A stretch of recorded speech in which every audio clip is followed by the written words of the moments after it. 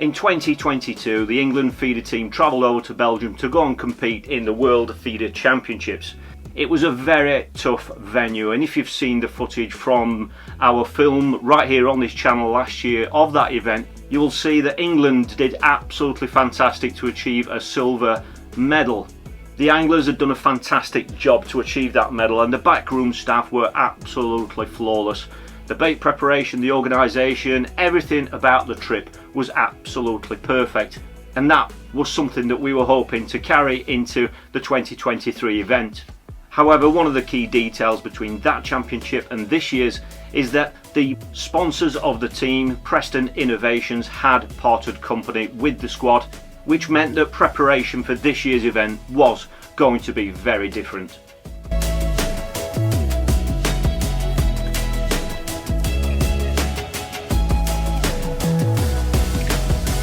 Now that the dust has settled on this year's World Feeder Championships, it's time to just kind of reflect on the event and to share with you some of the things that I share with you after each World Championship that I've been fortunate enough to attend.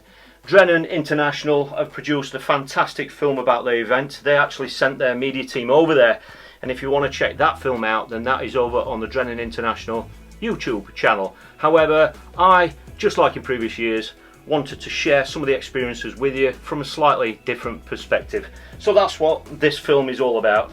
This is a bit of a behind the scenes insight into this year's World Feeder Championships, where we came away with this fantastic bronze medal.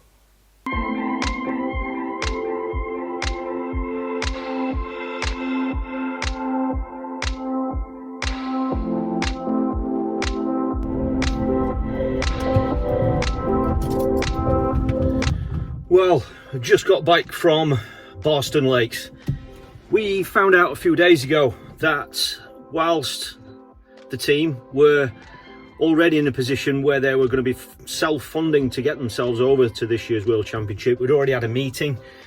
It was going to cost the lads a couple of £1,000 each out of their own pocket to actually get over to Serbia to just go and compete in this year's championship. However, we had the great news just a matter of a few days ago that Drennan International had kindly offered to sponsor the England feeder team. It was an incredible bit of news. As you probably may be aware, it's very, very, very rare these days for international teams to have any sort of a sponsor, never mind a full sponsorship. So that has obviously changed things.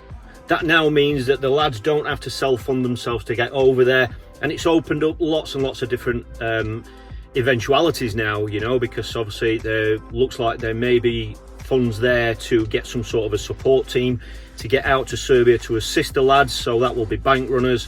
And obviously, you know, if Drennan International are going to cover the costs of that, as well as the cost of getting the lads over there, the lads are going to be driving to Serbia, and obviously, you know, you might be looking at something like £1,000 per vehicle just for diesel.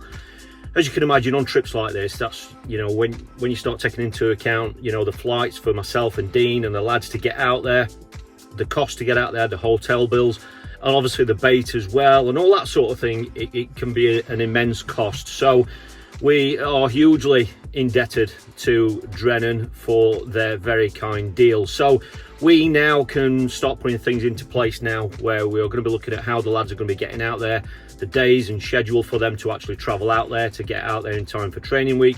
And we can also start liaising with myself and Dean, Rich Wilson, Eddie Bryden and Graham West, and we can figure out now how and what days we are actually going to be getting out there to join the lads ready for the start of training week. Before we knew it, we were actually at Luton Airport ready to fly out to Belgrade. So sit back and enjoy our journey during this year's World Feeder Championships. Good morning everyone, thanks again for all the great wishes. We're here, we're at the airport, finally. There's Westy there in the background, Eddie, Dino of course, and Mr. Wilson. Thanks for all the great messages. We're expecting to give in Belgrade in about 2.5 hours or so, and then we'll be getting the high cars and heading up to where our digs are, up closer to the venue.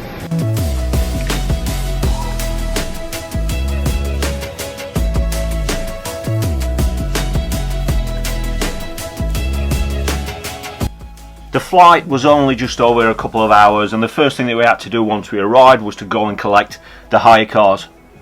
Dean had organised for us to have 2 vehicles. That was going to be one for myself and Dean, so that would enable us to go back and forth early in the morning to the captain's meeting and for the draw. And we also had a separate vehicle then, which was for Rich, Westy and Eddie, and that would enable them to get to and from the venue and to give them loads more flexibility.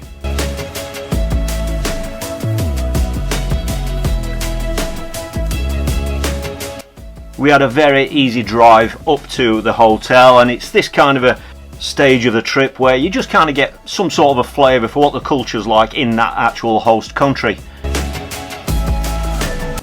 Once we arrived at the hotel, it just gave us a chance to have a look around, check into our rooms, and then the next thing that was good to see was that the lads had already arrived.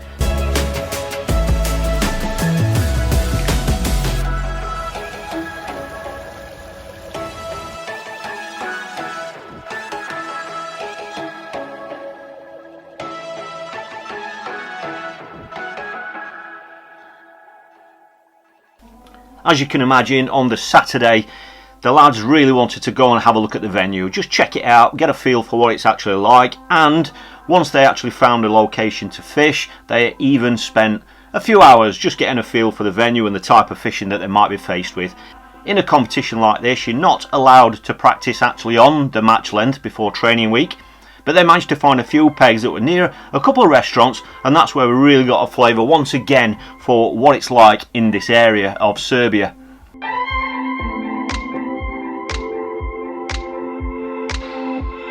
How you doing, everybody? This is the first look at the venue for you for this year's World Championships. This is the restaurant where the captains meeting will be. So this is where the 27 captains will be for the draw each morning. And there it is, overlooking the water.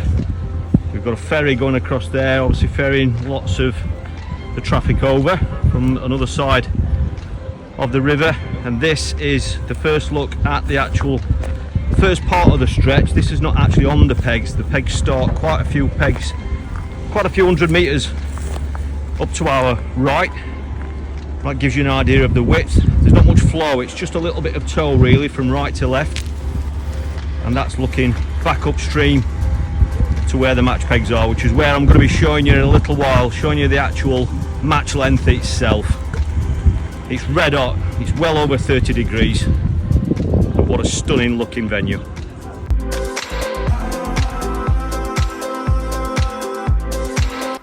Now, the only spot that they actually managed and were able to fish was far from ideal. There were the odd stray dogs running around, even going for a swim and swimming right the way over to the other bank. But the lads were catching a few fish, they were getting a few bites, and it was really giving them an idea of what sort of species they would be targeting, what sort of lines they can catch on, and it was giving them a flavour about whether there would actually be any bonus fish to target.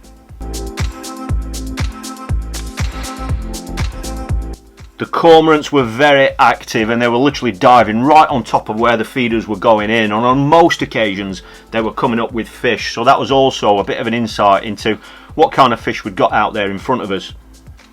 This location was also where one of the many ferries that go up and down the Danube actually loads and unloads, so at times it was a little bit busy.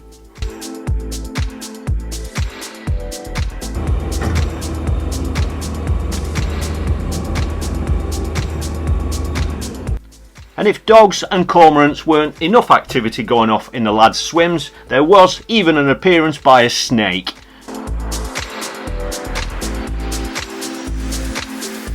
It's an absolutely red hot day. It's easily in the high 30s. We're actually here just on the Saturday. The lads have spent pretty much all morning looking for somewhere to fish. You're not allowed to train and practice on the actual match length itself, and you're not even allowed to fish within so many hundred yards of it as well, but they've managed to find a spot here.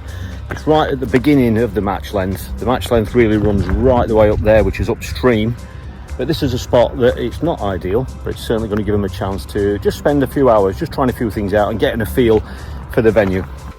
It was very much a working environment with fishermen going up and down the river, but then this was also one of those moments where you briefly forget that you're in a foreign country, and then you suddenly see something that really shows you how different things can be in this part of the world.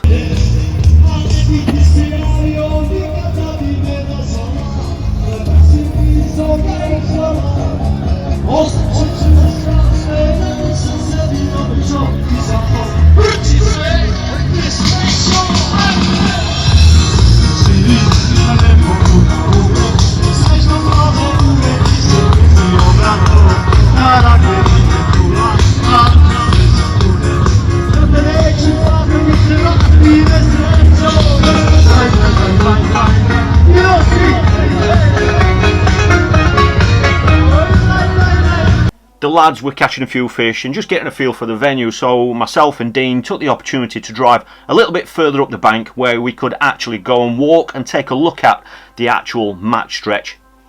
There was a small club match taking place, and I think just about every single angler there was fishing with either a pole or a whip, and to be quite honest, the weights were a little bit lower than what we expected, and the Stampers fish generally was really small, but that gave us a great opportunity to have a look at the actual fishing on the match length. Part of the support crew there is Westy and Rich Wilson, just enjoying the conditioning. I'm actually just approaching the official match length now. This is where we are going to be training Monday through to Friday for this year's World Feeder Championships here in Serbia. You can see where all the birds are. You can see the tape. That is the first box that is actually marked out. That is going to be the first box, and all the teams are going to be training right the way down this match length now. So this is where all the parking is. The tape, you're not going to be able to go in there other than the anglers during the competition days. So this is where we're really going to be spending the next 5 days. Now, we haven't got the rotation yet. We're not sure which boxes we're going to be in each day, but we will be allocated boxes just like all of the other teams. So this is pretty much the view that you're going to be seeing for the next 5 days, and that will be then heading into the competition this weekend. So thanks for all the great wishes.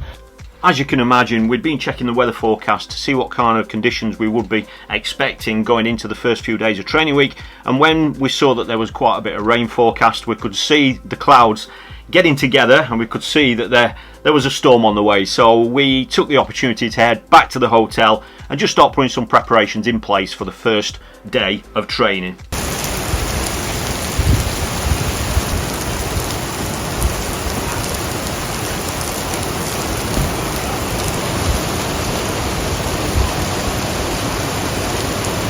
As soon as we arrived at the hotel, we had a word with management to see if there was actually somewhere, some sort of facility where we could store the bait, and they were kind enough to loan us the use of one of their wine cellars. Now, it was lovely and cool down there, which is obviously a factor that you need to think about, but this is where we could just use the room purely on our own. It was a private room for us to use, and that's where we could store all the ground bait down there. We'd got the cool boxes, we'd got everything that we needed down there. We'd got several different mixes of ground bait, because at this stage we didn't know what kind of mixes we were going to be using, and just having a facility like this is just so important on these events. We've got the worms down there as well. We kindly had the worms supplied to us by Willy Worms. Thank you so much to them for their hospitality once again. But this was a room where all the bait would be stored. It was out of the way, nice and cool, and we also had the facility of a fridge as well. However, one of the things that we needed was a second fridge. We just didn't have enough space because we'd got all the cool packs and everything that we needed. We'd got all the drinks for the lads on the bank and all the team every day, but then you also needed an area for storing your live baits and, more importantly, bloodworm and joker. So Dean went off. They literally went into the local town where they actually bought a fridge for the use for our stay, which really helped.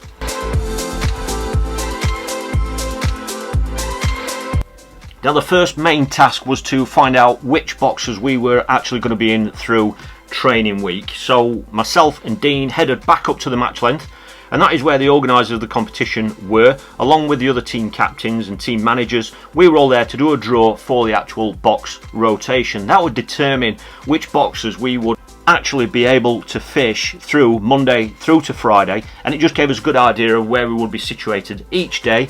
And one of the things that can make a difference is we would also then find out which teams would be either side of us through training week.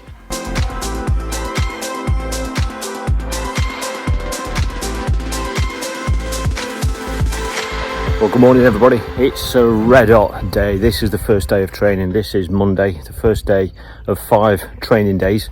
It was really foggy on the 40-minute drive here this morning. It was really foggy and misty.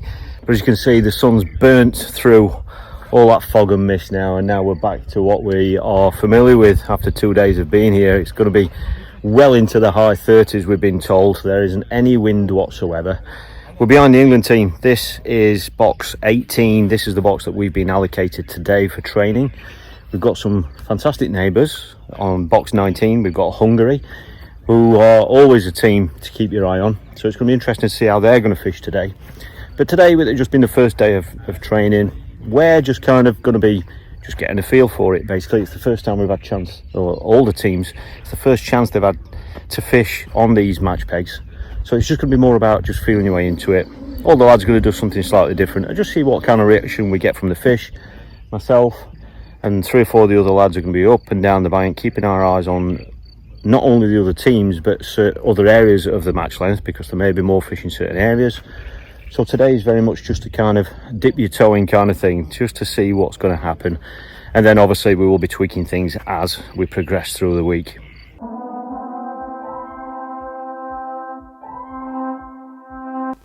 Through training week, it's generally not my job to really stay with the England team. Just like the other bank runners, they were off watching other teams. We don't really need to watch how our lads are fishing, because we get to hear about, how they've caught, what's been caught each evening anyway. But it's our job to kind of keep our eye on the other teams, see if there are areas of the match length that are fishing better, see if they are catching different species up and down the stretch. And it also gave us an opportunity to have a look at the boxes that we would be going to the following day, because that gives us an idea, kind of a benchmark of how it's fished before we actually get there. Well, it's obviously looking like it's going to be an incredibly tough week. It's already been evident that, going through Monday and Tuesday, we don't know if it's going to get any better. Usually by this stage you'll be seeing some sort of a change.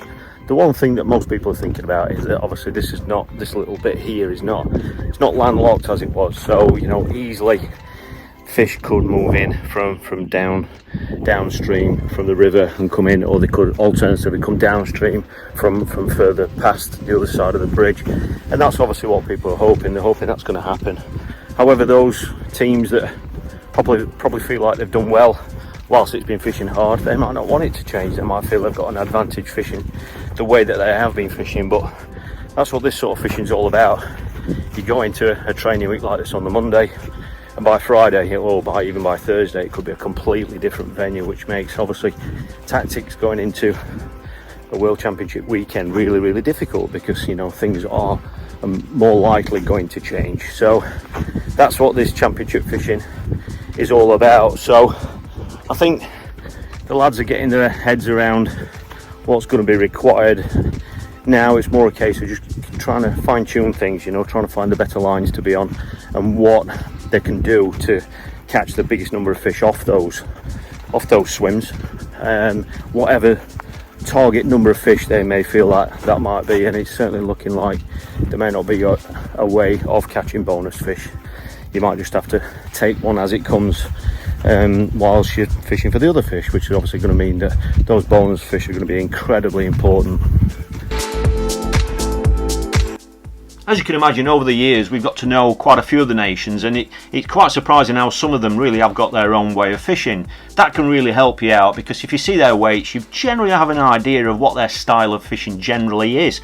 Whilst I was behind Team Hungary, I was actually behind Pete Bacco, and he was fishing over 100 metres towards the far bank just to see if that was an approach that was going to catch some fish. Whilst I was there, he only caught a couple of catfish on that line. It was very, very slow, and that was a tactic that we never saw him fish again throughout the week. But as you can imagine, when you're looking for tactics and methods to go into a championship like this, sometimes it's not always about finding the best tactic. Sometimes it's a case of just process of elimination.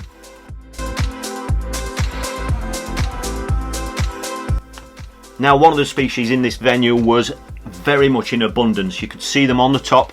They were breaking the surface all throughout the match length, all day long. However, this was a species that wouldn't count in the event.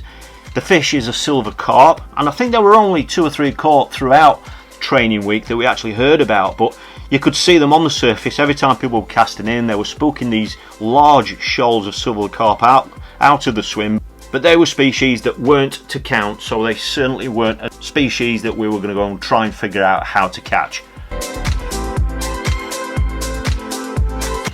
It was Tuesday morning, the second day of training, and it was my job to go and watch the French, just to go and get a feel for how they're fishing, get a feel for, are they catching, how many are they catching.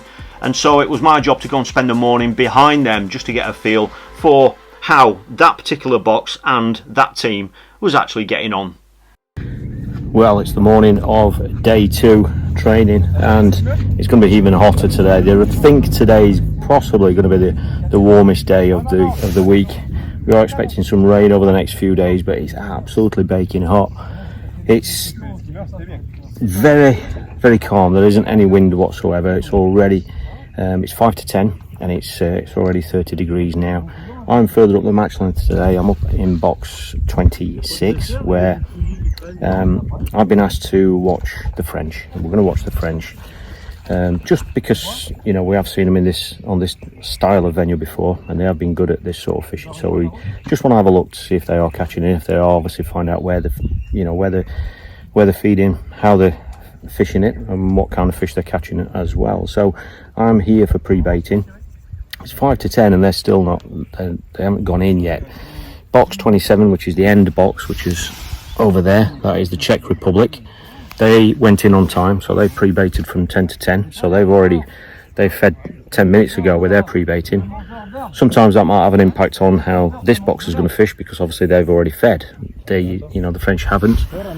But I'm not sure. I think the Serbians are on the left here in box 25. I don't think they've fed either pre-baiting.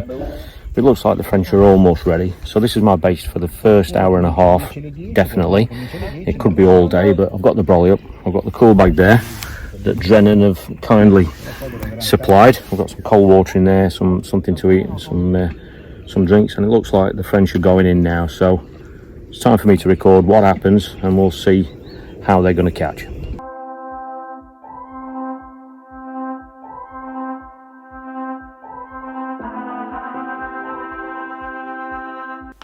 And in true French style, when it got to around lunchtime, they decided to have a little bit of a half-hour break where they just had some refreshments and had something to eat. And they were very hospitable in sending me a little present. They've just stopped for a bit of a break. It's fishing very, very hard. They've kindly just given me some absolutely beautiful watermelon. It's really cold, really refreshing on a day like today. It's 30 odd degrees. I'm underneath the brolly. It's all been about small catfish really. However, further downstream they are catching some carasio, very few net fish, but I'll keep you up to date on the things that are happening as this week progresses. We're expecting it changing. As the afternoon wore on, it just got hotter and hotter, and you could see the silver carp activity increase even more.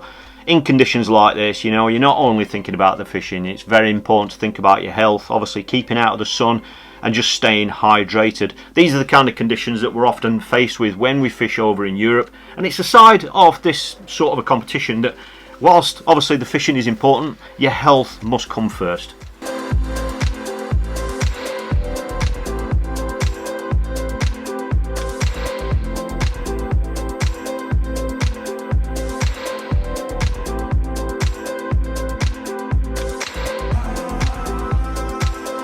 The lads behind the scene are doing an incredible job. You've got Eddie at the back there. He's sorting all the tubs out there. Morning, Eddie. Eddie's doing a fantastic job. Rich Wilson. Rich, all right, mate? Sound, mate. Great job, Westy. As you can see, sorting all the bait out for the lads. This just means that the lads can just purely think about the fishing. And Tom is, as ever, is on the bank with us again. Morning, Tom. Morning. Morning. Tom's always here with us. But the lads doing what they're doing, stay up late, they're up early in the morning, and they're doing a fantastic job just to make sure that this bait is in tip-top condition, just the way the lads like it.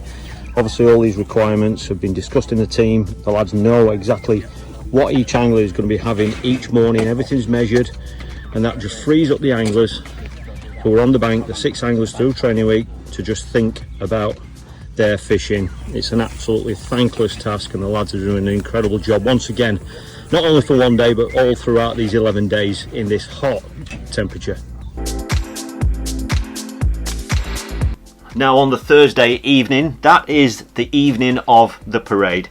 This is where the competition officially opens. We all head off to the local town, and that is where all the teams get together and parade through the streets, and that is where the official opening ceremony takes place. It's the opportunity where the local town or the local village, this is where they can put on a little bit of a show, welcome all the competitors, and officially open the event.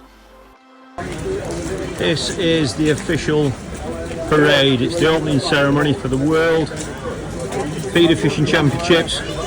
There's our England squad, the whole team, the anglers, backroom staff, they're all here. This is Thursday evening, this is the official opening. All 27 nations are here for the parade through the streets, and this is when it all really gets going. We've got one more day of training, that's tomorrow, parade which opens the game where we're hoping to be fine-tuning everything, and that's when we're hoping we're going to come up with some sort of a team plan, and Dean will be naming his team, so we'll look forward to seeing you tomorrow.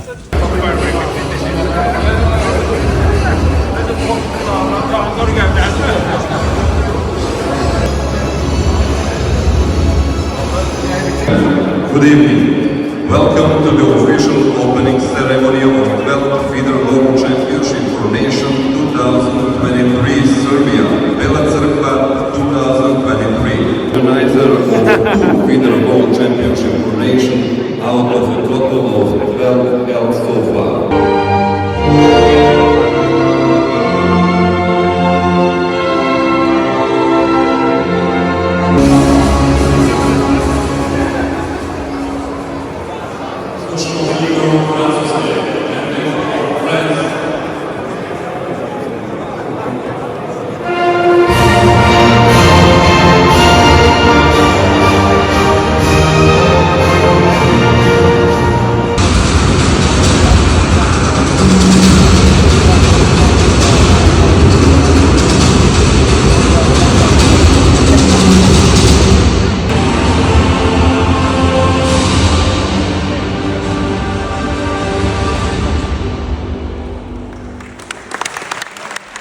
After the ceremony, we all headed off back to the hotel because there was still one day of training left.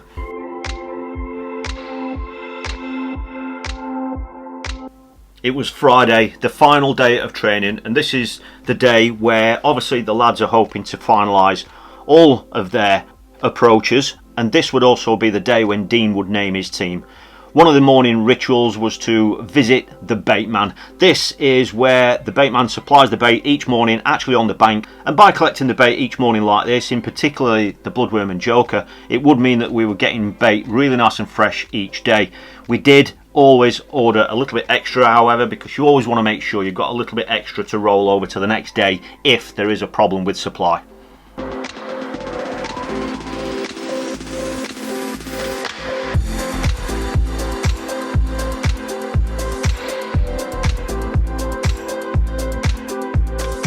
Well, it's the 5th and final day of training. It's another red hot day. It started off quite overcast today. We have got a bit of a breeze, so we thought it was going to give us a bit of a break, but that only really lasted about 3/4 of an hour. It's my duty again today to spend the second day with Team Hungary. That's where I am right now. We've been fishing just over an hour, and they're catching catfish. Not at an incredibly fast pace, but certainly Tamas, Bako, they're kind of leading from the front at the moment. They're both fishing slightly differently, but it's just really about, you know, putting the final touches to what we think we might have of a team plan. We really need to see how important the catfish are going to be. So today is really just about trying to get some finer details about, you know, how we can formulate a plan. Do we target silverfish? If we do, when and where? And realistically, what can we catch of them? We're building a huge picture and just gaining as much knowledge as we can, because that's all we can do at this stage, just gain as much knowledge as possible. And so the rest of my day is really going to be spent here with Team Hungary.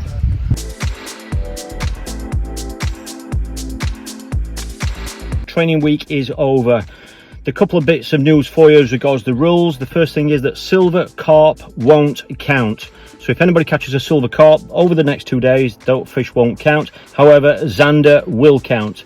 Zander of any size will count. And the big news is that Dean Barlow has named his team for the first day of competition tomorrow, and the 5 anglers that will be starting the competition tomorrow will be Steve Ringer, Lee Kerry, Adam Wakelin, Will Freeman and Rob Wotton. Those are the 5 anglers that will start, and that will then mean that the reserve for day 1 of the competition is Mick Viles. The last training day went well. We saw quite a few fish being caught, And just before the end of that session, myself and Dean had to get off because we had to go down to the local restaurant, which is where all the team captains were meeting, and that is where they would be making the draw for each team to determine which section each angler would be fishing on day one of the competition.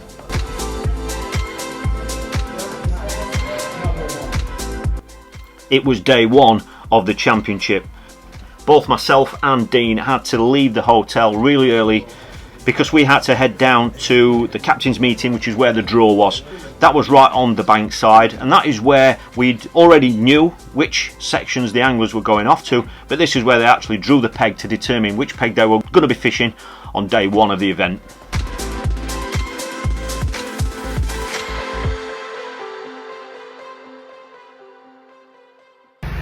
Good morning everybody, this is the first day of this year's World Feeder Fishing Championships. You've got Dean Barlow up there just doing a live stream with the guys that have really kept the bait tip-top condition. There's Rich Wilson up there, Graham West and Eddie Bryden, so they're streaming live on Facebook right now. Over here we've got the Drennan International Media Team, Steve Winters and Rich there, doing a fantastic job. For me today, my own personal job is going to be once again Steve Ringer's bank runner. I'm going to be up on section C. He's on C26. All the lads are now in the boxes. The signal's just gone. They're in the boxes now, setting up. We're going to be heading up there in a moment. I'll be reporting on how the lads are getting on a little bit later on. If we don't get a chance for anything during the match, I will report back to you straight after the match to let you know how the first day of competition has gone. It's very exciting. We're looking forward to it, and we'll check in with you a little bit later on.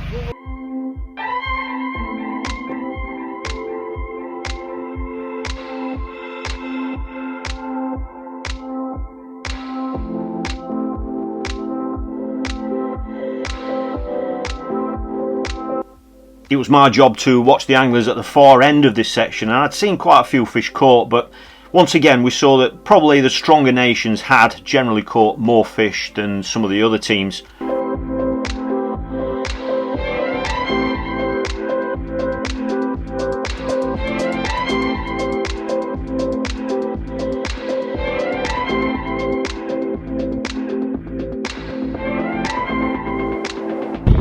that's the end of day one. I'm here with Tom, my wingman for today. Thank you for your help, Tom, as always. It's been a tough section to run just because there's so many small fish being caught. You know, you're going to be very, very aware of what's been caught and what size they are. As you can see with the van behind me, these Team Hungary behind me, I'm behind the Hungarian angler. Because these are split sections, they're not weighing, well, they are weighing from pegs 1 right the way through to 27. You may just make out the scales right down there. They're working their way down here. When they get to 14, we're going to go down the rest of this section, record all the weights, and then we'll be able to work out Stephen's weight. But it sounds like certainly one or two of the other lads have done really, really well. So all the guessing is over now. We now get a chance to see what these fish actually weigh, and we can actually get an accurate score of what England are going to finish on after day one of the competition.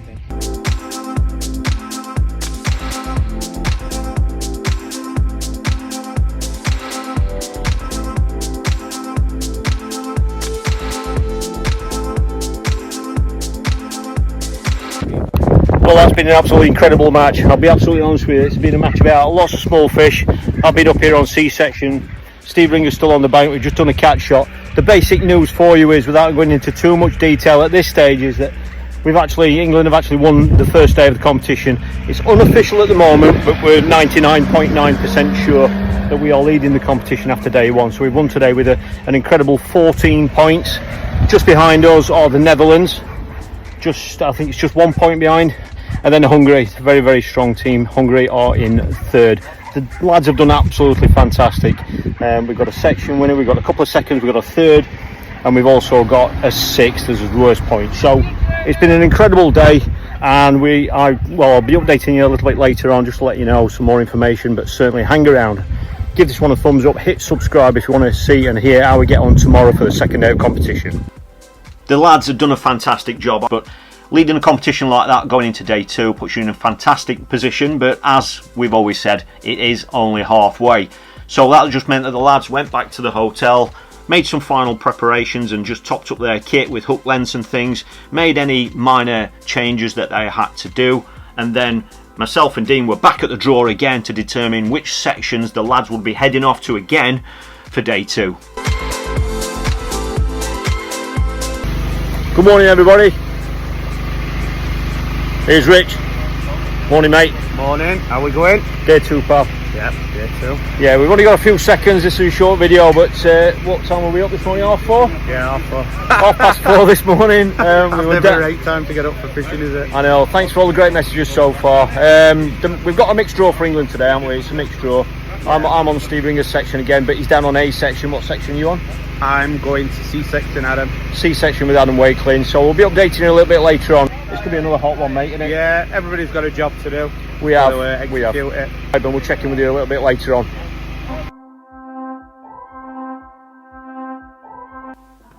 Dean had made the decision to keep the same team for day 2. Now Steve had actually drawn peg A27 and it was at the far right hand end of A section, and it was actually an end peg, but it was an end peg that hadn't really got any sort of form. Now there's a huge feature to this peg. Just to the right of it there's a large inlet that's actually pumping water in, and little did we know what kind of an impact that would actually have on his fishing. I think it's fair to say that we on 2 or 3 occasions discussed Steve's peg, because when he got to his peg, no matter where he cast his bomb, it just didn't feel like it did on the rest of the match length. It was a little bit rocky in areas, and I think it's, you know, and he definitely took longer to choose his lines than he had done in previous days actually through training. But he'd found a couple of spots that he felt were right, and with the forecast predicting it was going to be another red hot day, we knew that we'd have our work cut out.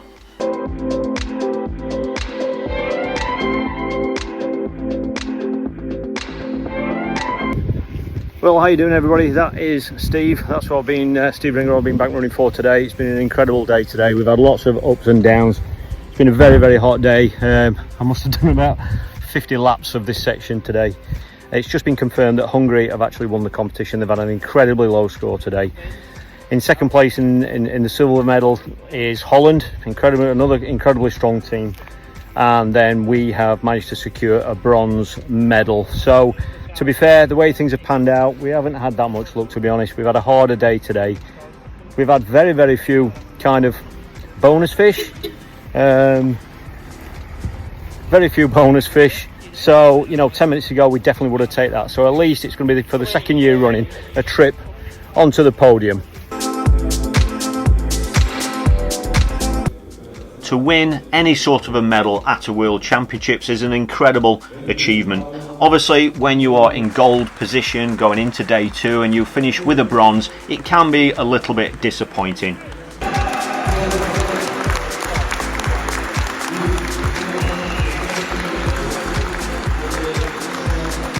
And I think it's fair to say that the anglers and the backroom staff, the logistics of the trip have been flawless once again, and I think it's a great foundation moving forward. We've got to take this opportunity to say a massive congratulations to Hungary for taking this year's title, and it's fair to say that they are quite simply one of the best teams in the world.